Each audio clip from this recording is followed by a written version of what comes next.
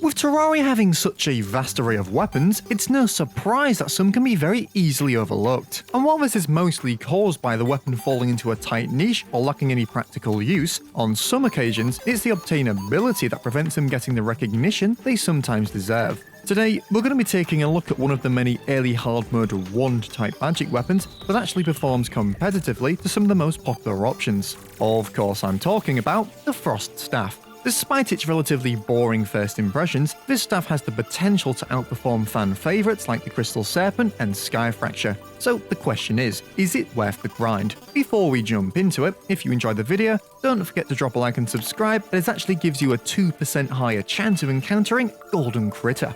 Alright, let's see how you get this thing.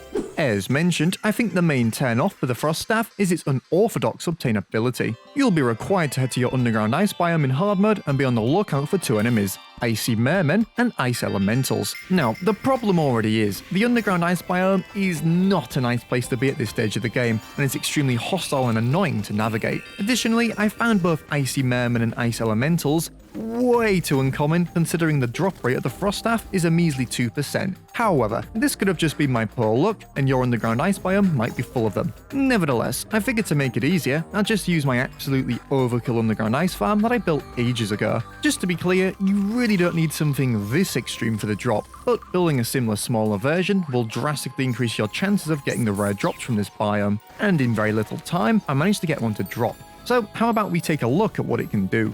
The Frost Staff's functionality is very straightforward, but that's not to say it's ineffective. Basically firing a stream of frostbolt projectiles that travel rapidly in a straight line and inflict the frostbite debuff upon contact. I initially assumed this kind of weapon excelled in single target damage, however, I was surprised to see that it also has the ability to pierce a single target. As you can see, the Frost Staff's DPS actually matches its closest competitor, the Crystal Serpent, against single targets, and when firing multiple, the Frost Staff manages to take the lead quite substantially, as although the Crystal Serpent's projectiles fragment upon impact, this really needs to be used in a tight space to fully benefit from. So how does the Frost Staff fare against enemies? Well, to be honest, its crowd controlling abilities were pretty solid. I managed to deal with his group slightly faster than the Crystal Serpent that suffered from its lower fire rate. And against some tankier mimics, similarly, the Frost Staff manages to keep the enemies at safe distances and deal a higher DPS compared to the less effective Crystal Serpent. So you're probably wondering, what about bosses then? Well, against Queen Slime in particular, I had absolutely no problem keeping on target and dealing a respectable amount of damage the whole fight. The staff was very easy to aim, and its piercing meant the projectiles could keep going even if I hit one of her minions. But against the mech bosses, I would say its performance was a lot more on the average side of things. Against the Destroyer, only having one piercing really doesn't play into its vulnerabilities, and so the fight did drag on for quite some time. Nevertheless, one piercing is still one piercing, and managed to perform a lot better than the Crystal Serpent. And moving on to Skeletron Prime, the staff found itself a lot more accustomed to this fight and managed to take it out at similar speeds to other popular early hard mode mage weapons. And if you happen to have an invasion trigger while still finding your feet in early hard mode, the Frost Staff will do a fantastic job at dealing with the large groups of enemies found in these.